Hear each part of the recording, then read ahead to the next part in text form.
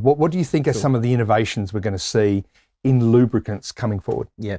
Well, as I mentioned before, we're expecting the Australian market to grow even further with the introduction of new technologies.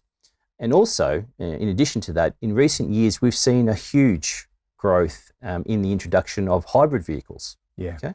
I mean, I have one myself. Yeah. It's fantastic. It's really reliable and it's just so economical.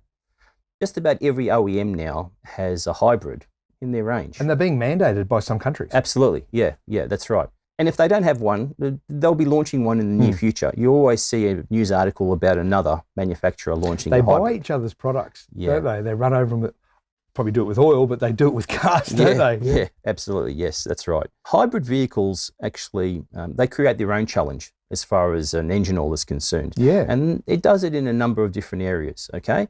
Some of the areas are, they actually are exposed to 10 times more stop-starts than a conventional car. They're exposed to rapid acceleration at a moment's notice. The operating temperature is slightly lower, which can affect the longevity of an engine oil. Yeah, that's right. The reason for that is because engine oils need to operate at a certain temperature to burn off unburnt fuel, for example. Yeah. Okay?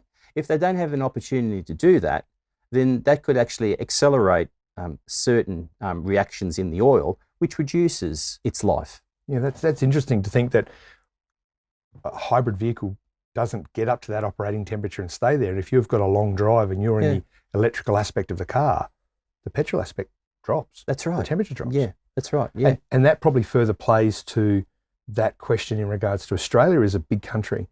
We drive much further distances than anybody else around the world. Yeah. And so is it fair to say that our oil lubricants in the future may become bespoke?